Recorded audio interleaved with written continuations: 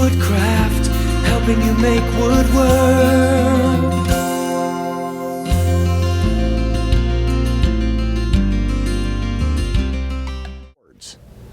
It's very popular amongst gourd people, and if you see, like here in the book, find a good picture in here for you.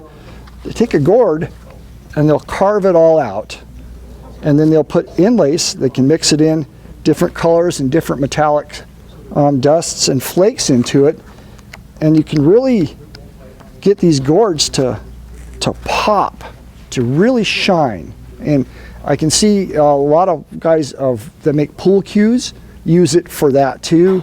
And my experience with it has been within my jewelry boxes, and just in a few items that I've had where I've had a bad spot in the wood or a punky spot or something I was trying to save the project. And actually what I've found is it adds another dimension to it, a little more pizzazz, a little more color, a little more sparkle to it. Does anybody? What comes in the kit besides the resin and the hardener and the measuring?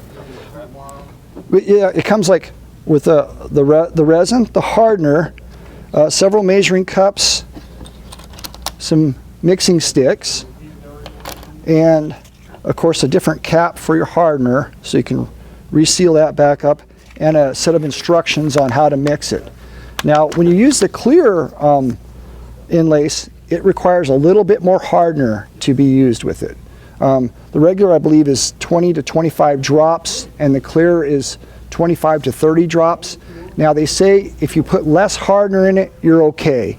It will still harden. But if you put too much hardener in it, you blow the batch and it will never harden. And if you've ever had this stuff never hardened before you, it just kind of turns to like a goo inside your project. And then you're trying to clean it out, scrape it out, and start over. Does anybody else have any other questions? Or yes, sir? Have you ever mixed sawdust? I have never tried sawdust. It would probably work. They say that when you mix like the granules and stuff to it, don't go more than a 50-50 percentage in the mixes. I kind of wonder if sawdust might be a little too absorbent for it. So I couldn't tell you for sure. Anybody else have any other questions? I would tell you that on that platter, for example, the kit comes with 1 ounce and 2 ounce Dixie cups. I found that in doing what I've been doing, that ring around there took a little over 2.5 ounces. And so I just got a hold of I bought a small pack of 3 ounce Dixie cups. Right. It worked perfect for that. Yep. And then what you also really need to have is like a kitchen scale that's, grams, ounces. That's the best way to measure that. The little popsicle sticks, the mixing sticks, one caution, if you use a popsicle stick there to mix your hardener and the base material, don't put the popsicle stick back into the hardener, into the base material, because it'll introduce hardener and you'll ruin the batch. that gives you room to cut it away. Yeah, they recommend 1/32 of an inch rounded on it. Yeah. One thing that I found very handy to have is I've got a couple of these little plastic measuring cups, and like Bob was talking about earlier, to get the right amount, because you don't want to make up not enough or go overboard making it. These ones that have little ounces on them, and like Bob said, if you take and use salt or sugar and you fill the cavity that you want to fill with it, and then you can dump it back into one of these plastic measuring cups, and that will get you in the vicinity of how much you want to make up. And you always want to, like I said, you don't want to go overboard on the hardener because it will ruin the batch.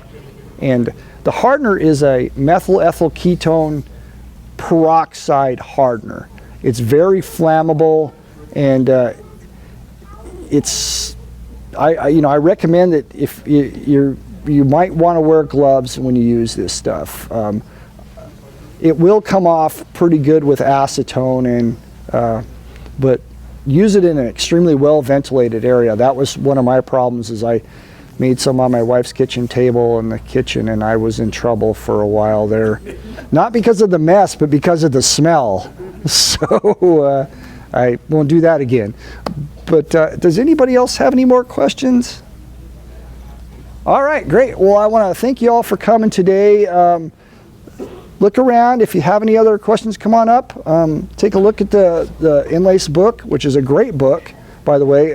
Might give you some ideas for your next project. And everybody have a good afternoon. Thank you.